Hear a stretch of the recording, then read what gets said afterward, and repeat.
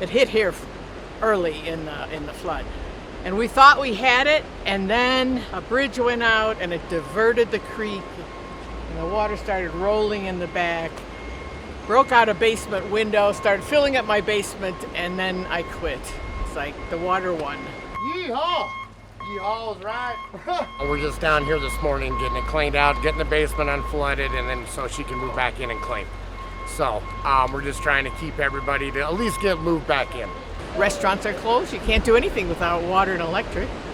So we went up to the American Red Cross place. They had a generator and food.